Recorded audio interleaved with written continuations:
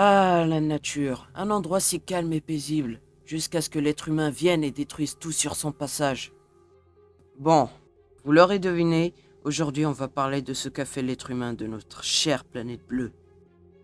Prenez juste exemple sur le réchauffement climatique qui peut provoquer la fonte des glaces et libérer des virus potentiellement nocifs pour la santé, comme le pitovirus ou le mollivirus.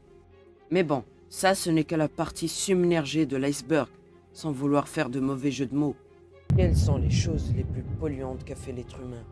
Les usines et les voitures qui libèrent des gaz à effet de serre.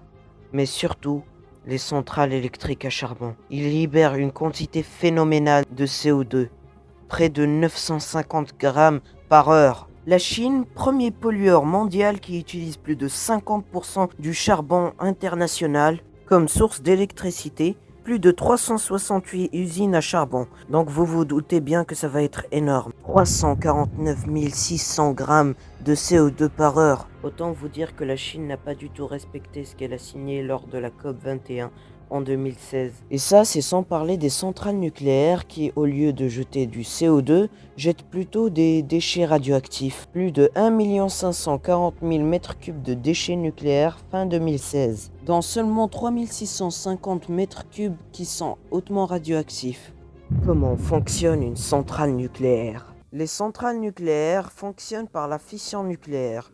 Ils utilisent de l'oxyde d'uranium fissile comprimé dans des pastilles qui sont ensuite placés dans des crayons à combustion, scellés. Plusieurs crayons forment à leur tour des éléments combustibles qui sont immergés dans une cuve de réacteur en acier de 20 cm d'épaisseur sous l'eau. La cuve de réacteur est ensuite fermée hermétiquement. Ensuite, on peut commencer la fission nucléaire en bombardant les noyaux d'uranium fissile par des neutrons.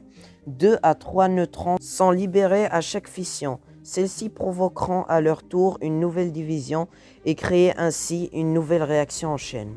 La chaleur dégagée lors de la fission du noyau d'uranium fissile chauffe l'eau du réacteur à une température de 320 degrés Celsius. Mais bon, tout ça avec un petit risque d'explosion nucléaire, ce qui est très improbable car la sécurité d'une centrale nucléaire est impénétrable. Enfin, presque. Lors du 11 mars 2011,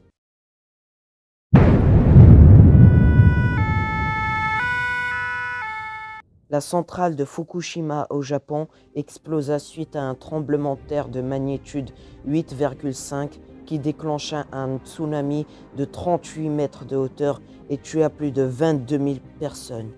Mais attendez, ça voudrait dire que toutes les centrales du monde entier pourraient exploser à tout moment. Toutes les centrales n'est pas sûres à 100%. Il fallait revoir tout le système de sécurité et aussi trouver une nouvelle source d'énergie, comme par exemple les panneaux solaires. Mais non, nos panneaux les plus évolués ne nous fournissent que 12% de l'énergie solaire. Nous, ce qu'il nous faut, c'est une énergie rapide et efficace et surtout pas chère. Comme par exemple l'énergie hydraulique ou les éoliennes.